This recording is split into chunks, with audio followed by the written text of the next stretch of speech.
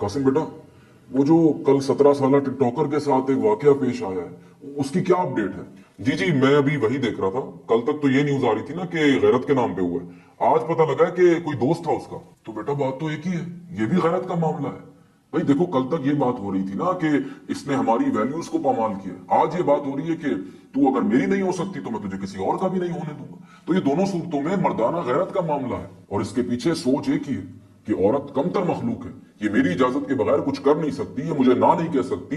میں جب چاہوں اس کی پراپرٹی چھین لوں، میں جب چاہوں اس کی کسی سے شادی کروا دوں، اور میں جب چاہوں اس کی جان لے لوں. دادا افسوس کی بات ہے، بہت سے لوگ خوشیاں منا رہے ہیں. مجھے حیرانی نہیں ہے بیٹا، کیونکہ 1400 سال سے اس امت میں ایسے لوگ پیدا ہوتے رہے جنہوں نے اپنی ذاتی رنجش کی وجہ سے مظلوم کی بجائے ظالم کا ساتھ دیا. کیا کہہ رہے ہیں لوگ؟ یہ ایک شخص ہے، وہ کہہ رہے کہ ماشاءاللہ سبحان اللہ، جس نے بھی کیا ہے اللہ اسے جزائے خیر دے. اب دیکھو نا، بظاہر ایک مذہبی شخصیت لگ رہا ہے، لیکن اس خدا سے اس مجرم کے لیے دعا کر رہا ہے جس مجرم کے لیے خدا نے خود کہا ہے کہ جس نے ایک کو ناحق مارا اس نے گویا پوری انسانیت کو مارا. لیکن اس کی آنکھوں پہ تو شدت پسندی اور ذاتی رنجش کا پردہ پڑا ہوا ہے. اور کیا کہہ رہے ہیں لوگ؟ اور دادا یہ ایک اور شخص ہے جو کہہ رہا ہے کہ اچھا ہوا کسی کو تو غیرت آئی. ہاں غیرت، دیکھو بیٹا، ہم تھانے کچہری میں ذلیل ہوتے ہیں، ہمیں غیرت نہیں آتی. ہمارا ٹیکس چوری ہوتا ہے، ہمیں غیرت نہیں آتی. ہمارا ووٹ چوری ہوتا ہے، ہمیں غیرت نہیں آتی.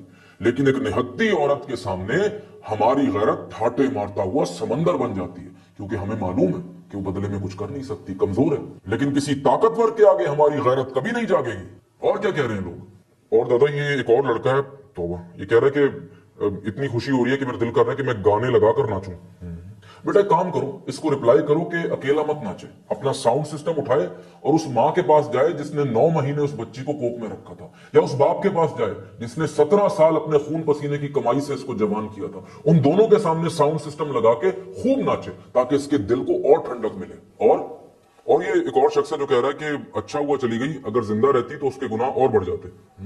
بیٹا اس کو رپلائی کرو کہ شکر کرو تمہارا خدا اس سوچ کا مالک نہیں ہے، ورنہ اس دنیا میں گناہ گار لوگ پیدا ہی نہ ہوتے. نہ وہ پیدا ہوتے نہ وہ گناہ کرتے. دادا ایک چیز اچھی ہوئی ہے، پولیس نے مجرم کو 20 گھنٹے کے اندر پکڑ لیا.